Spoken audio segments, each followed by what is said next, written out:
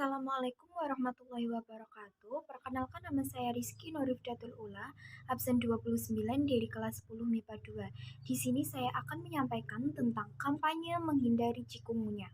Tapi sebelum itu, saya akan menyampaikan subbabnya terlebih dahulu, yang terdiri dari definisi, tanda-tanda dan gejala, penyebab, faktor resiko, komplikasi, diagnosis dan pengobatan, dan yang terakhir adalah pencegahannya. Oke, lanjut ke subbab A yaitu definisi. Pertanyaannya, apa sih cikungunya itu? Nah, cikungunya adalah infeksi virus yang ditularkan melalui nyamuk. Di Indonesia, cikungunya juga dikaitkan dengan istilah flu tulang karena infeksi virus ini mempengaruhi persendian. Jenis nyamuk yang menularkan virus ini sama dengan yang menyebarkan demam berdarah dengue atau DBD dan virus Zika, yaitu nyamuk Aedes aegypti dan Aedes albopictus. Pasien yang terinfeksi biasanya akan menderita demam dan nyeri sendi parah secara tiba-tiba di awal. Dilansir dari laman World Health Organization, virus ini pertama kali teridentifikasi selama wabah pada tahun 1952 di Tanzania. Nah, virusnya adalah virus ribonucleic acid atau RNA yang termasuk dalam jenis alphavirus keluarga Togaviridae.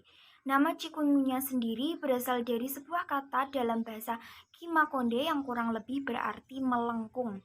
Artinya, nama ini menggambarkan tampilan fisik penderita yang biasanya mengalami pembungkukan akibat nyeri sendi yang disebabkan oleh virus ini. Data Kementerian Kesehatan Republik Indonesia menyebutkan, sepanjang tahun 2017 terdapat 126 kasus cikungunya di 4 kota atau kabupaten di Indonesia. Dari 126 kasus tersebut, 120 kasus terjadi di Provinsi Sulawesi Tengah, sedangkan 5 sisanya terjadi di Aceh. Hingga saat ini belum ada laporan kematian akibat cikungunya. Oke, pertanyaan kedua. Seberapa umumkah cikungunya? Penyakit cikungunya telah teridentifikasi di lebih dari 60 negara di Asia, Afrika, Eropa, dan Amerika. Penyakit ini bisa menyerang siapa saja di semua rentang usia dan jenis kelamin. Namun, kalian bisa mengurangi paparan penyakit ini dengan mengurangi faktor resiko yang nantinya akan saya jelaskan. Dan yang kedua yaitu didiskusikan dengan dokter untuk informasi yang lebih lanjut. Oke, lanjut ke subbab B, tanda-tanda dan gejala. Pertanyaan pertama, apa saja tanda-tanda dan gejala cikungunya? Nah, kemunculan cikungunya biasanya ditandai dengan berbagai gejala seperti demam, nyeri sendi, nyeri otot, sendi bengkak, sakit kepala, dan kelelahan. Gejala cikungunya juga terkadang bisa disertai dengan ruam yang mirip dengan campak, konjungtivitas atau mata merah, mual, dan muntah. Berbagai gejala ini biasanya muncul di antara 3 sampai 7 hari setelah digigit nyamuk yang terinfeksi. Penyakit ini umumnya tidak menyebabkan kematian, tetapi gejalanya bisa parah dan melumpuhkan. Biasanya, keparahan kondisi ini sangat beresiko terjadi pada lansia, terutama yang memiliki penyakit kronis. Pada sebagian besar kasus, pasien yang terinfeksi virus ini akan merasa lebih baik dalam waktu seminggu. Namun, sebagian lainnya bisa mengalami nyeri sendi selama berbulan-bulan hingga bertahun-tahun. Umumnya, orang yang pernah terinfeksi penyakit ini cenderung tidak akan lagi terserang penyakit ini di masa depan. Jadi bisa dikatakan cenderung satu kali atau sekali dalam seumur hidup. Nah, beberapa gejala atau tanda lainnya mungkin tidak tersebutkan sebelumnya. Namun, jika kalian merasa cemas tentang gejala tersebut, bisa segera dikonsultasikan ke dokter. Pertanyaan kedua, kapan sih saya harus pergi ke dokter? Oke. Temui dokter jika kalian menduga kalian atau anggota keluarga kalian mungkin mengalami cikungunya dari gejala yang dirasakan, terutama jika kalian baru-baru ini pergi ke tempat terjadinya wabah. Dokter biasanya akan melakukan tes darah untuk memastikan apakah kalian sedang terserang penyakit yang satu ini atau bukan. Oke, lanjut ke subbab C, penyebab. Pertanyaan pertama, apa penyebab cikungunya?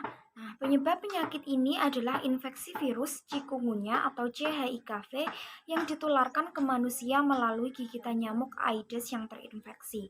Sebelumnya, nyamuk cikungunya terinfeksi virus ketika menggigit dan menghisap darah dari orang yang sudah terinfeksi virus ini pula. Nyamuk yang terinfeksi inilah yang kemudian bisa menyebarkan virus ke orang lain melalui gigitannya. Kedua jenis nyamuk tersebut sama dengan nyamuk yang menularkan virus demam berdarah dengue. Biasanya jenis nyamuk ini cenderung menggigit manusia di siang dan malam hari. Pertanyaan kedua, apakah cikungunya menular di antara sesama manusia?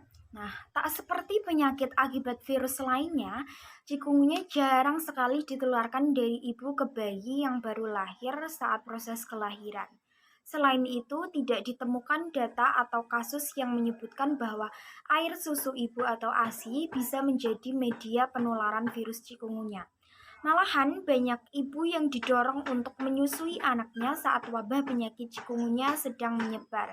Pasalnya, ASI mengandung banyak sekali manfaat untuk tubuh, salah satunya memperkuat sistem kekebalan tubuh anak. Selain itu, meski secara teori virus ini bisa menyebar melalui transfusi darah, hingga saat ini belum ada laporan mengenai hal ini. Oleh sebab itu, bisa dikatakan bahwa sangat kecil kemungkinannya untuk virus ini bisa menular melalui darah. Oke, lanjut ke subbab D, faktor risiko. Seperti yang sudah saya katakan tadi, saya akan menyebutkan atau memaparkan apa saja faktor yang meningkatkan resiko saya bisa terkena penyakit ini. Nah, penyakit cikungunya memang bisa menyerang siapa saja, baik pria maupun wanita. Namun ada beberapa hal yang bisa meningkatkan resiko kalian terserang penyakit ini, yaitu tinggal di negara tropis, bepergian ke area yang terkena wabah, tinggal di area dengan kebersihan atau sanitasi lingkungan yang buruk, berusia lebih dari 65 tahun, bayi baru lahir, dan yang terakhir memiliki masalah kesehatan seperti tekanan darah tinggi, diabetes, penyakit jantung, dan sistem imun yang lemah. Oke, lanjut ke subbab E, komplikasi. Pertanyaan pertama, apa saja komplikasi cikungunya? Nah, meski tidak membahayakan jiwa, cikungunya juga bisa menyebabkan berbagai komplikasi kesehatan. Di antaranya, pertama, uveitis atau radang pada bagian mata yang disebut uvea. Nah, ini sudah saya berikan penjelasan lebih lengkapnya, lebih jelasnya bisa dibaca terlebih dahulu dan di pause videonya, atau bisa kalian screenshot dan dibaca nanti. Oke, lanjut ke yang kedua, yaitu retinitis atau radang pada retina mata. Lalu miokarditis atau peradangan otot jantung, ini juga sudah saya cantumkan penjelasan lebih lengkapnya.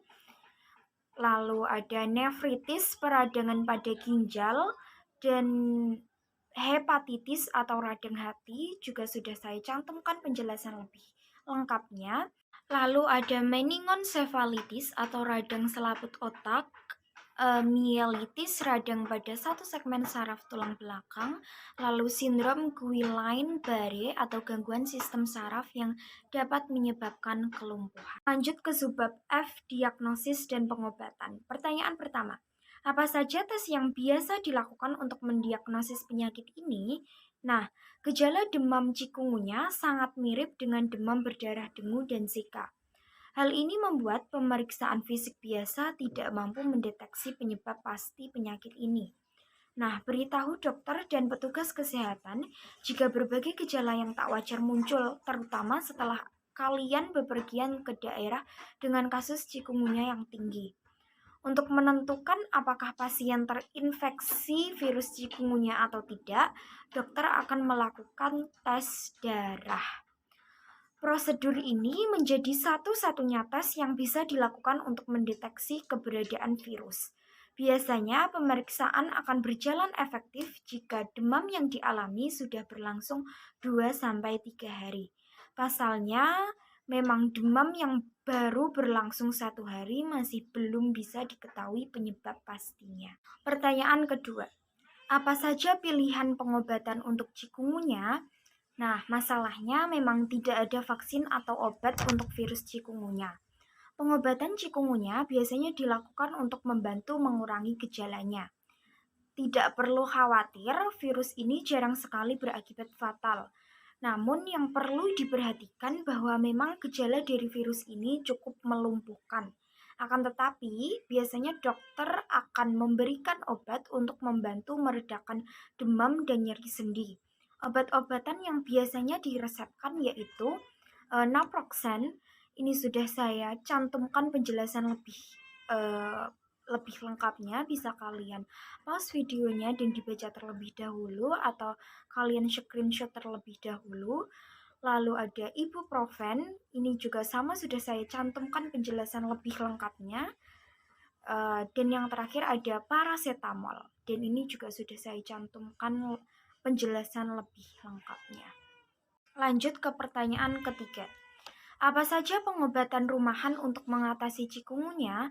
Nah, gaya hidup dan pengobatan rumahan yang akan saya sebutkan nantinya ini mungkin bisa membantu membantu kalian mengurangi resiko demam cikungunya.